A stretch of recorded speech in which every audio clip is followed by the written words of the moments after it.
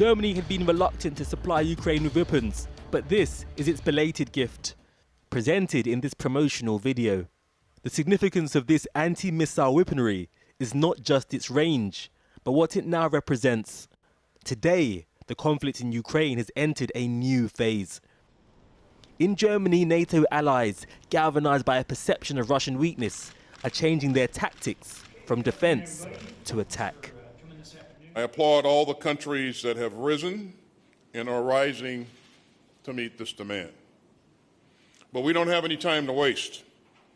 The briefings today laid out clearly why the coming weeks will be so crucial for Ukraine.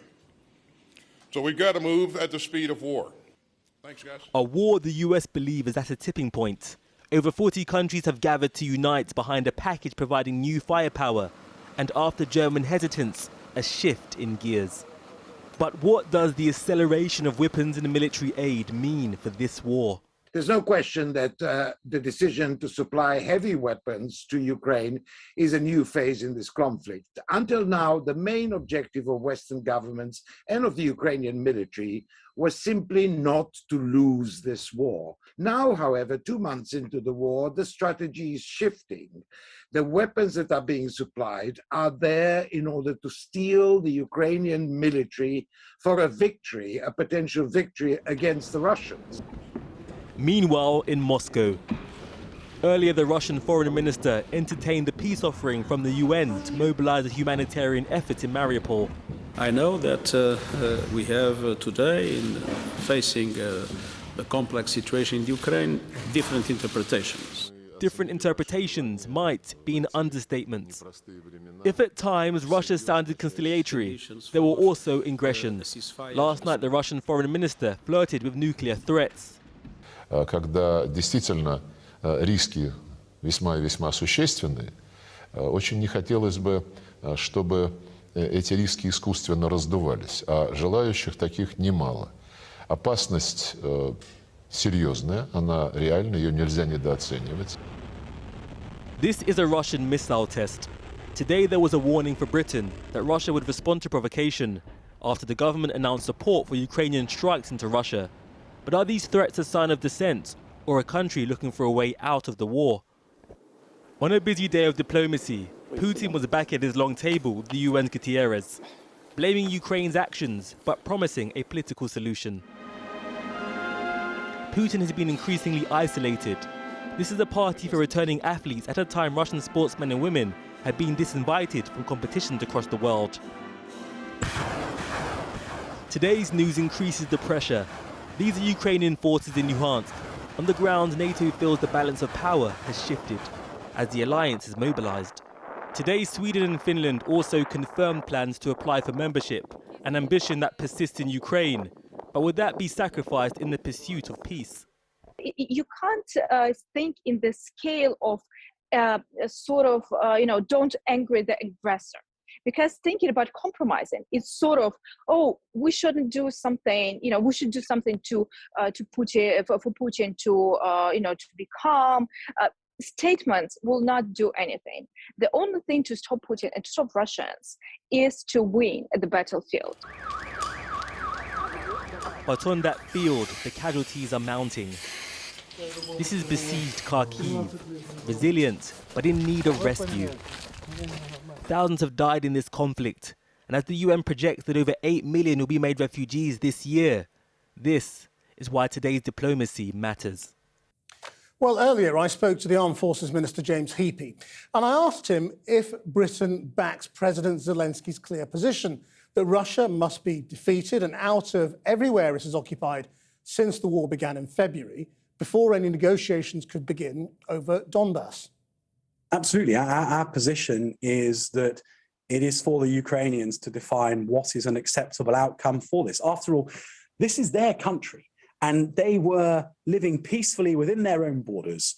And then in February, 130,000 Russians rolled across and started to take their territory. And I just think the idea that the UK or any other country in the world can turn around to Zelensky and say, we advise you to cede the land that's been taken so far and sue for peace right now, that's not ours to take. The Ukrainians are a proud sovereign nation, and we should respect that sovereignty and support them in pursuing the outcome that they desire.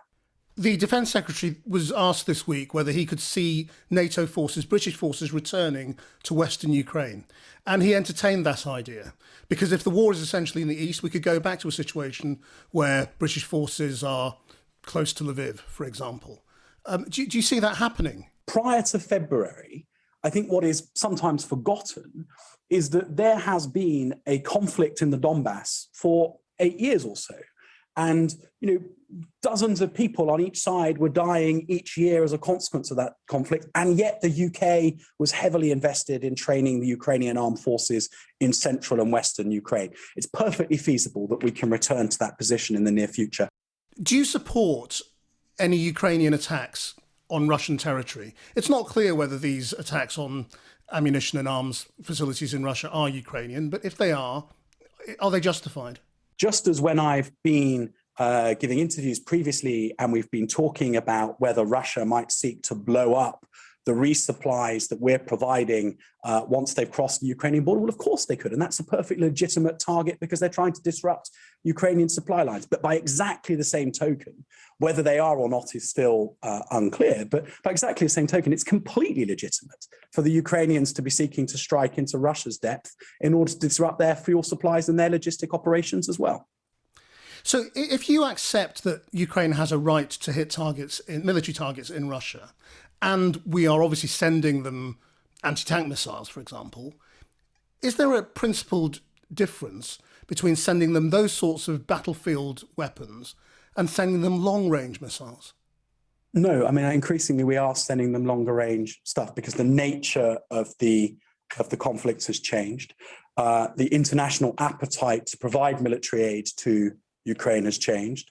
And I would encourage President Putin to observe that every time there has been that gear change in the international donor community, it has been in response to an outrage by the Russian armed forces in Ukraine. The international community has become further emboldened and felt an ever greater sense of responsibility to support Ukraine because of the atrocities the Russians have been committing. And at the heart of all of this is a resolve to allow the Ukrainians to stand up for their sovereignty and restore their territory. And just on the other side, Lavrov, of course, again, raising the nuclear spectrum. Do you take them seriously when they say things like that? No, I mean, I think that the risk of this becoming nuclear are vanishingly small. But I think what you've seen over the course of the last 3 months is that every time that Russia has been under pressure, every time that their military plan has started to stall, and or every time that the Western donor community has sought to kind of change gear and do more, Russia has rattled the nuclear saber. I think that, I think everybody, both in Moscow and in the West, is clear that a strategic exchange or even a tactical exchange of nuclear weapons is an escalation that is in nobody's interests. Just finally, on the politics of all this, your colleague Tobias Ellwood, chairman of the Defence Select Committee, former military man as well, has said that it's nonsense that you couldn't change Prime Minister because of what's going on in Ukraine, especially if this is turning into a more narrow conflict. Do you agree? Whatever you think of getting rid of Boris Johnson, do you accept that he is right to say you could quite easily change Prime Minister without fundamentally changing what Britain's doing in Ukraine? So I actually don't think he's right. And he is right that there is historical precedent. But what is different is the rules of Conservative Party leadership elections. If the PM were to stop being the PM, there would then be a 3-month process in which we would elect a new party leader. And I don't think that in the middle of the cost of living challenge that we are going through and in the security situation that we are in, that would be a sensible thing to do at all. James Heapy, thank you very much. Thanks, Christian. Well, let's go live now to our international editor, Lindsay Hilsum, who is in Dnipro. Lindsay. Christian, it was interesting what James Heapy was saying there, that the Western countries are supplying more weapons now because of the atrocities committed by the Russians. I don't think it's just because of that. I think it's because they scent victory. Lloyd Austin, the US Defense Secretary, said yesterday that what they wanted now was a weakened Russia that could never invade a country as it has invaded Ukraine. So we see the stages that the West has gone through. To begin with, they provided very few weapons because basically they thought the Ukrainians would just be rolled over and they didn't want their weapons to be taken by the Russians. Then they saw that the Ukrainians were able to resist the Russians, so they started to give them a bit more to help them do that, all those anti-tank weapons and so on. And now we've got to a phase where they think that the Ukrainians really can push back the Russians because they pushed them back out of north of Kyiv. And also the Russians are showing that they're not able to reconstitute their units in the way that they had thought that they were going to. They've lost a lot of armor, they've lost a lot of men. And so that, I think, is why Western countries are pushing so hard now, piling in weapons to this country. But that, of course, has its own dangers.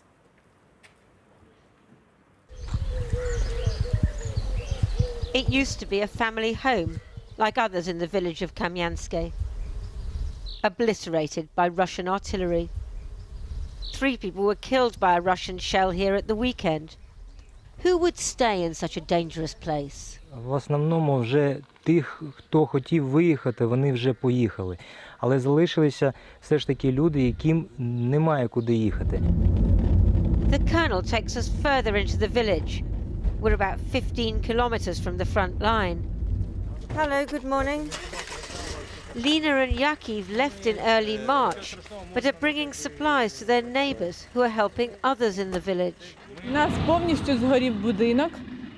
Це під час обстрілів. Зараз обстановка теж дуже напружена. Their neighbor Vitaly calls over to them. So why hasn't he left? Я буду здесь, я был здесь, я буду здесь. Я верующий человек, я христианин, я баптист. The couple drive off to visit their ruined house. But then we hear incoming artillery. So we scramble back into the car and drive quickly to a less exposed position. Чем быстрее, тем лучше. A few minutes later, the couple arrive, also looking for safety, bringing Vitaly's wife with them. Доброго здоров'я всім. Вино з окна, глаз. Kyiv shows me how he was injured when their house was hit in March. And there's worse. Lena's father was killed. Мы были в доме в этот момент, когда нам на дом упала ракета, разбилась крыша. Папа был, получается, напротив этой ракеты и осколками пробило ему сердце. Маме пробило ноги, а моему мужу пробило тоже, кусок пятки отрезала. Сейчас он лучше всех уже восстановился, мама потихоньку ходит, а папу мы на следующий день похоронили. Через день, да. Their lives are uncertain now, but at least they have each other. Now the shelling's over, they decide to return to the city, while we go back to see Vitaly. Сейчас, подождите.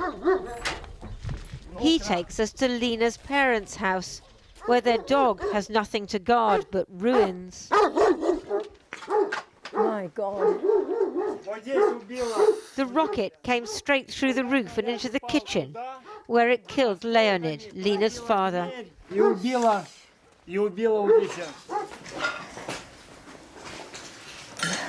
Wow.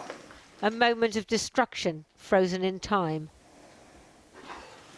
Remnants of lives, normal lives, everyday lives. Leonard's wedding to Lena's mother years ago. A family home, destroyed in a war they could never have imagined.